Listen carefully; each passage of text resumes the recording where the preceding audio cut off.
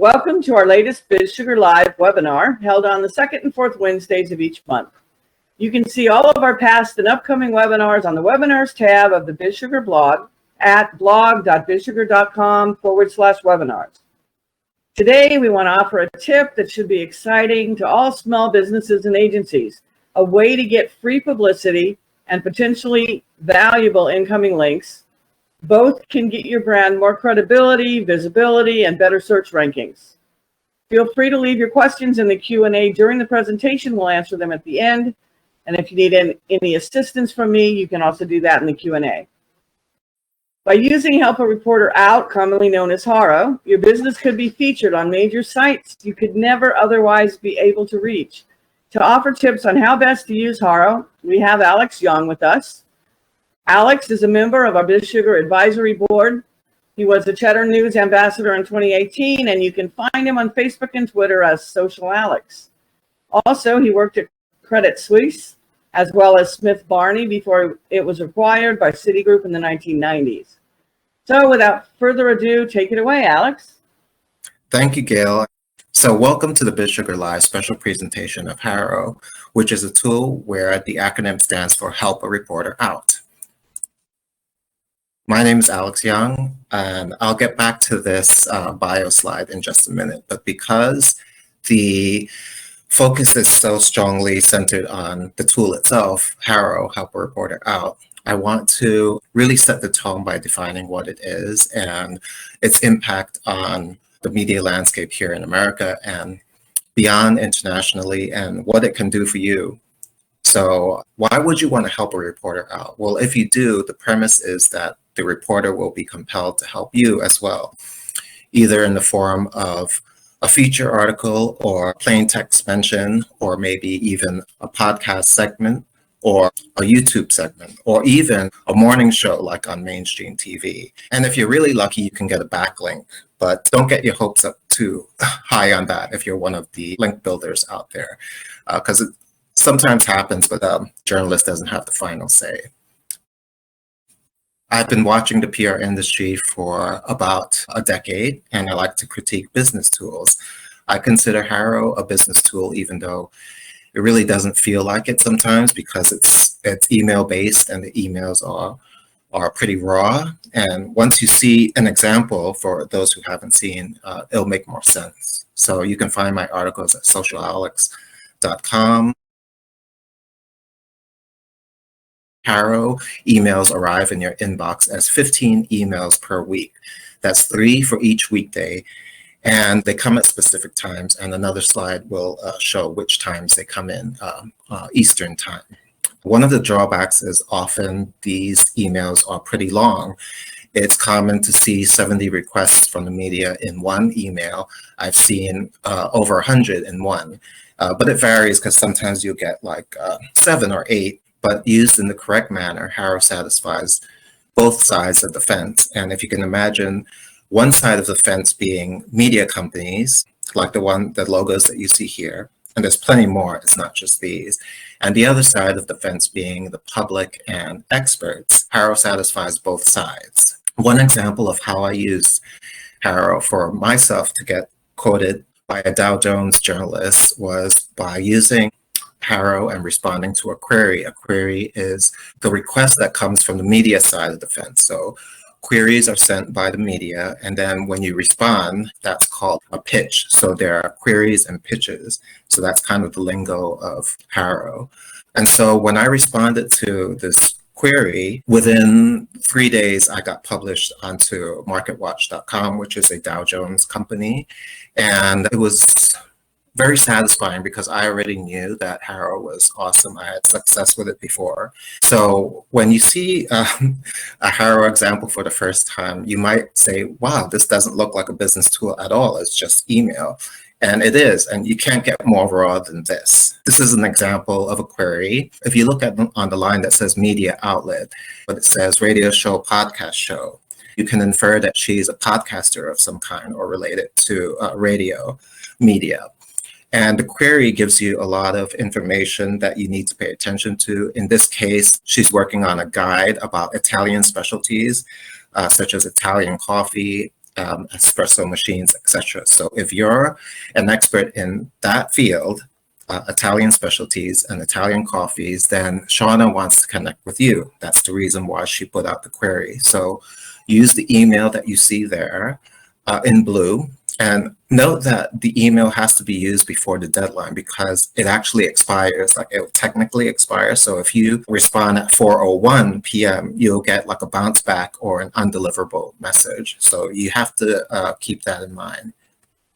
Another example, if you look on the line that says media outlet, it says Fundera Ledger. So I happen to know that Fundera is a fintech company, and Fundera Ledger is the hub where they promote all of their branded content. So branded content is allowed on Harrow. It's not breaking any rules or anything. It's not like USA Today, which is like what you would think of as a typical media outlet. So just so you know, you should do your due diligence on who you're responding to. If you look at the line that says name, it says Priyanka Prakash Fundera Ledger.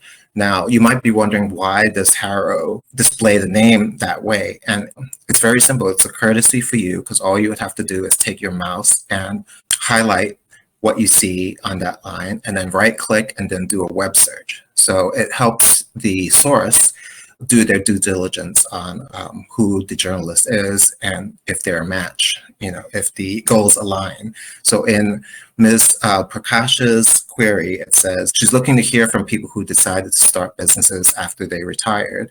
And the article is going to be about second career entrepreneurs. So you can see from the query that it's an article, not anything like TV or radio. If you have a problem with fintech, the fintech sector in general, then this is not going to be the match for you. On the next example, you can see that the query section has a requirement subsection, and they actually all do. I just didn't want to show you on the previous two examples. I didn't want to overwhelm you. But in the requirement section, you can think of it as an expanded section of query. It just gets more detailed and hyper-specific. So in this example, the journalist or blogger, Mr. or Ms. A.C. Shelton, only wants to hear from you if you are a chef or a mixologist and you're currently working in the food industry or bar industry. And so if you're not that, he or she doesn't want to hear from you. And why that is, that's up to the journalist. It also goes on to say that you should be willing to share your recipe and you should be willing to hop on the phone. So let's say you aren't comfortable on the phone, then this might not be a great match for you because let's say you do hop on the phone with Mr. or Ms. Shelton and the conversation doesn't go that great. Well, you might hear Mr. or Ms. Shelton say, "Thank you very much for your time," and then he or she doesn't give you coverage. So then what did you just do? You just wasted your time. So you have to really look at the hyper details within the requirements on the query. Finally, an example of a fully anonymous H.A.R.O query. You can see where it says media outlet, the name isn't given, and the name is also not given as far as the journalist. But you can infer certain things by looking at the summary line. You can infer that it's about men's mental health, and the query also gives clues as well in the fields of depression and anxiety, etc. So Harrow makes a good point. They say to keep an open mind about anonymous queries because sometimes, believe it or not, the anonymous queries are actually the best. They could be high traffic, high domain, household names like Good Morning America or NBC Today Show, CBS News, Washington Post. And the reason why anonymous is chosen is shown on another slide, and it makes sense once you see it. Back to the example of me getting quoted by a Dow Jones journalist. It was very satisfactory for me. And the question then becomes, if Harrow brings brands a lot of satisfaction and it brings the media companies a lot of satisfaction, then why do some PR agencies like to delay it and bring Harrow into the mix further downstream when it really should be part of the daily workflow from the beginning, in my opinion? So the answer to that pertains to PR agencies, bundles, and upsells. And one way to fight back on their upsells is to understand Harrow And even just knowing it, even knowing it exists, is one way to keep the PR agency on their toes, because you can say, hey, I know that there's this tool that your industry uses on a daily basis, and I really prefer for you to jump right into that and help me monitor Harrow. Now, they might push back on you and say, well, you're not up to snuff on certain areas. They'll say you're too green, you're not ready to meet the press. And this is all their opinion, by the way, and it's a way to upsell you. Well, you can call it pre-upsell you, because they're doing this right from the beginning, which isn't always fair. And what they'll try to throw at you is everything in the kitchen sink. They'll say that these components aren't up to speed. They'll say your brand's reputation isn't clear. We can't find any of your thought leadership on LinkedIn or elsewhere. They might say your YouTube is very small. It has like 2 or 3 videos, and that's not enough. And so everything is predicated on them making you believe that you're inadequate. Even with a smaller boutique PR agency, they might try to pare down the big blueprint and give you a smaller list. However, at the end of the day, this is still a bundle, and bundles, in my opinion, are rarely ever fair for somebody. It's always unfair. It's always going to benefit the person who created the bundle. And so, like, let's say you have a great blog that has a lot of content. You've been on top of your reputation management. Your YouTube is pretty adequate. So their argument holds less water, and your argument and your pushback is going to be stronger, because you can say, you know what, this upselling that you're trying to do, it's really taking away from the meat of the matter. And the meat of the matter is you want Harrow to be monitored because you can't do it alone. You actually can do it alone. However, it's going to consume a lot of time, hence the need for a PR person to help you. Because let's say you find something that's a match for you, and the PR person who you've already hired never sent you that same information. You can confront the person and you can say, excuse me, but I found this match and you never told me about it. So what am I paying you for? So that's one way to keep the agency on their toes. Precision, the parent company, has another software called Profinet. It does a lot of the same things as H.A.R.O. At one time, they were almost indistinguishable, except for the way Profinet looks and feels is very different from H.A.R.O. But at the end of the day, they give you the same results. If you want to find out the real differences and the demos for each, you can contact Precision. So one of the early disconnects in the dynamic between brands and agencies is that brands will often expect to appear in the press, and PR agencies don't guarantee that clients will appear in the press. And it becomes a rude awakening, because the brand, after paying several consecutive retainers, can sometimes just find out about it downstream. And then the agency explains that in the PR industry, it's 100% normal that there's no guarantee of press coverage. And so the brands 9 out of 10 times will feel bewildered, because they wonder, how is it allowed if it doesn't really seem ethical? How is this the norm if you're saying it's the norm? And it is the norm, because agencies will circle back to the core components that they feel they can criticize and claim that you're just not ready to meet the press. And, in some cases, there's going to be some truth, a grain of truth to what they're saying, especially with media training. I believe that even very good speakers can benefit from a media training brush up, and the PR industry pretty much has a lock on that offering. Media training, essentially, for anyone who doesn't know, is like your camera presence, your elocution, your rhythm, the way your cadence matches up with the person who's interviewing you on camera. So I would say PR has a lock on that, but all that other stuff, especially thought leadership, is very subjective. And you can push back on their pushback, but they'll probably push back when you push back. But that's okay, because it's better to fight than to just take whatever bundle somebody says that you need. Real quickly, about one kind of PR consultant that you should never, ever work with is the type who says that they can guarantee you coverage in the press. There's no such thing as guaranteed coverage in the press. If you have the misfortune of crossing paths with this kind of person, turn around and run away as fast as you can, because this is not a journalist. What they're offering you is not journalism, and it's typically an unethical contributor. So do not deal with this type of person. So at some point at your leisure, please visit the H.A.R.O website at helpareporter.com, especially the page that talks about the rules for sources. And this is the same page where you can sign up and look at the success stories of Harrow. The first point talks about the times, the exact times that the emails come, Monday to Friday.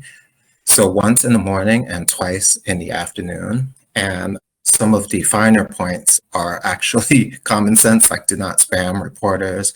So whatever their query asks for, be sure that you're a good match. Point number 3 says don't pitch products in your response. And that seems counterintuitive. Like you would be tempted, if you have the perfect product, or at least in your opinion, to pitch and to send, refrain from doing it, because it's a rule here. It says don't pitch products. So because it's a rule, you should just follow it and stay on Harrow's good side. The 4th point talks about you're allowed to forward queries to your professional network. And it says, as a matter of fact, we encourage it. So yeah, so I call that being a Harrow hero, because if you get somebody else in the press, like how many of your friends do that for you? Like that's a really rare thing. And I did get a friend of mine in the press in the New York Post, as a matter of fact, and it was a very good feeling. Well, we were already good friends, but I mean, that really sealed our friendship.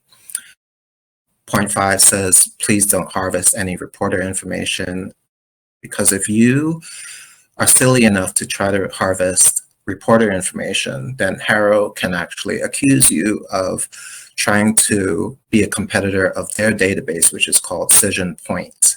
POINT, just like it sounds. And you don't want to be accused of anything like that. Going back to the first point, it says to scan the emails. And that makes me laugh, because you do really have to scan the emails, because there's so many of them and they're so long that if you were just to read them or scan them with your human eyes, it would take a long time. So my advice to that is to use Control F on your Windows PC, or whatever the equivalent of Control F is on Mac.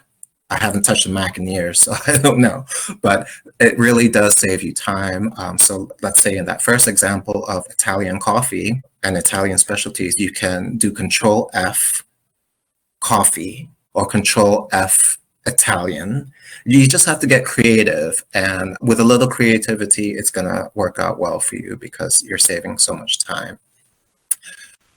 6 and 7 are pretty much the same. It talks about including a short bio and don't send a one-liner. 7 is the same as 6. It's just saying don't send a one-liner if you're an agent. 8 and 9 are also kind of related to each other. 8 talks about attachments. Don't send attachments because they're automatically stripped to protect the journalist's inbox from viruses. 9 is similar. It says that links are frowned upon, with the exception of Dropbox and trusted sites. But even so, the journalist reserves the right to just not click on anything you send. So instead, I would say just suggest things for the journalist to Google, and then he or she can safely Google whatever you suggest without clicking on a link. Number 10 is where Cision admits that you should keep an open mind about anonymous queries, because they're often larger outlets and just really impressive. Yes, they can also be low traffic blogs, new blogs, so it's kind of a grab bag or coin toss, but even Cision says to keep an open mind about anonymous queries. And I'm glad that they put this in there, because this is something that I've known for years. As a matter of fact, I think the Dow Jones journalists did start off their query as anonymous. And then I liked what I saw in the query, and I said, I think I'm a match, and I responded. And 3 days later, I was published. So don't have that visceral reaction of saying, oh, anonymous, who cares? I don't want to deal with an anonymous person. Well, really keep an open mind. And then 11 is for PR professionals. You don't have to worry about that. So some PR models outside of traditional PR are highly controversial, especially the first one you see there, pay-per-results, is extremely controversial. The traditional PR world frowns upon it, and not for the obvious reasons you would think. Fractional PR is also controversial, but far less controversial than pay-per-results. Fractional PR is also called a la carte PR, and it operates on the premise that you shouldn't be paying for things that you don't need, kind of like the anti-bundle. And I wrote an article on fractional PR. You can see the link there. You can just go to it. It's a fascinating article because it's my interview of Matthew Bird, who owns a company who specializes in fractional PR. Now, Matthew came from the traditional PR world, so he knows the game, he knows the racket and the whole thing about bundles and how you shouldn't be paying for stuff that you don't need. It's just like nobody likes to do that except for the person who's doing the bundling. And then for agencies that aren't even in the PR realm, if you do decide that you want one of these agencies to help you with your goals, the question becomes, will these type of agencies result in press coverage? Well, the answer is typically no, although they can. However, if that happens, it's more of a happy accident because really press coverage is not part of the equation with social media agencies or digital ad agencies. That concludes the presentation about H.A.R.O. So agencies, please visit me at socialalex.nyc. Everybody else who wants to read articles, go to socialalex.com. Here's my Gmail at the bottom. If anybody has questions, I'm happy to answer. So Martin, we have a question for you. Martin asks, is H.A.R.O international? So are there international businesses using it? Well, I would say it's mostly American. Like in the UK, there's something like Harrow that's very similar to it. The name just escapes me right now, but I would say Harrow is mostly American. Okay, yeah, I think that, you could possibly still get publicity. Even the major publications in the US do write about companies in other countries, not as much. And there's no reason why someone in another country couldn't use H.A.R.O. So they definitely could use it. You might look and see if there's anything similar in your specific country. I wanted to emphasize that speed is really important. So do you want to explain how the first person might get it, even though your pitch is way better? A lot of times Harrow success is simply about being the fastest to the button. Like you could be 75% qualified for the query, but if you respond, let's say 2 hours before the next person, or the journalist is under such a time crunch that they rather just go with who answered first, then you end up the winner. So that's a very good point, Gail. Thank you. Right. Yeah, I know that is important. You really have to watch for the emails and answer right away. The number of journalists on Twitter is amazing. People don't realize this. I once looked that up. It was some really, really high percentage of journalists that are on Twitter, but almost all journalists seem to use Twitter. You brought up something awesome. So there's a hashtag, it's approved by Harrow, and it's called H.A.R.O. So it's hashtag URG Harrow.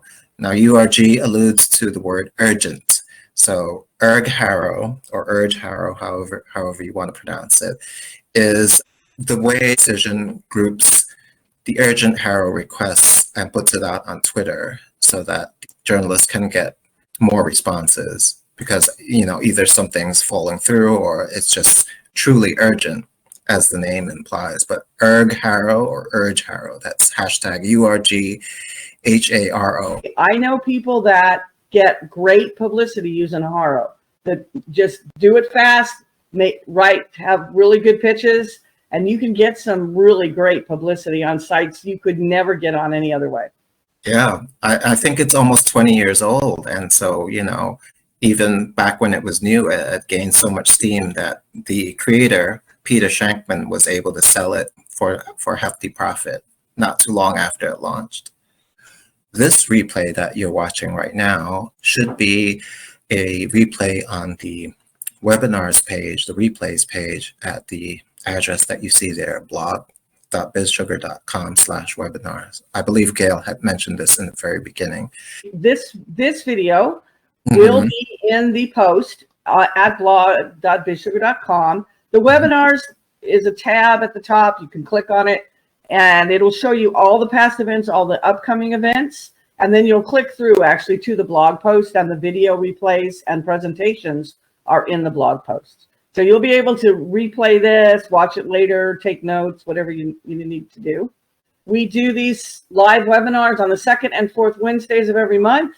I have some other tips too for free publicity. There's actually a little book called Free Publicity that was written by an Emmy Award-winning reporter who used to work for Fox. His name's Jeff Crilly from Dallas. And he said that there's 2 times you can really get publicity if you're just cold pitching, if you ever want to try this.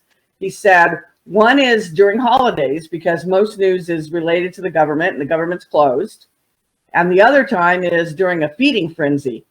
So if you know that they're really, piling on to some big topic in the news, if you can find an angle that you can work your business into that topic, that you could actually, go after some publicity that way. So H.A.R.O is way easier, but if you're going to do it, if you want to try it, you might get that little book or watch his free videos on YouTube. Jeff Crilly, it's C-R-I-L-L-E-Y. The name of the book is Free Publicity. He actually left the news world. He was an anchor at Fox News in Dallas. He left and started a PR agency. And he has some awesome videos. If you go to YouTube and search for Jeff Crilly, a lot of people make fun of him, but he makes some really cute, really short videos. He has like a whole channel of them. They're kind of hard to find, but once you can find one, you should be able to get to the rest. Where it's like a 1-minute tip on how a small business managed to get coverage. And there's a story about why a Fox News reporter interviewed a turkey that looked like Elvis one time. So he actually went out to this farm where this farmer claimed that he had a turkey that looked like Elvis. And that farm got featured in the Dallas news. And it was such a weird story that it got picked up by the news services. And it ended up going national. So did the bird really look like Elvis?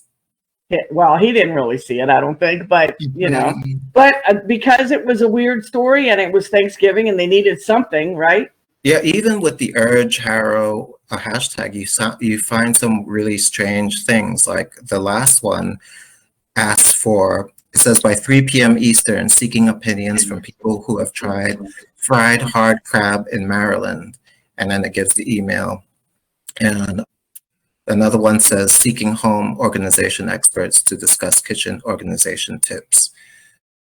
I want to give a shout out to someone that I consider a master of H.A.R.O. Her name is Christina Daves. She's in the DC, Maryland, Mid-Atlantic area, and her last name is spelled D-A-V-E-S. And she really is a master at H.A.R.O. I guess my final comment is to thank you personally, and shout out to Anita Campbell of Small Biz Trends and the entire team at Small Biz Trends.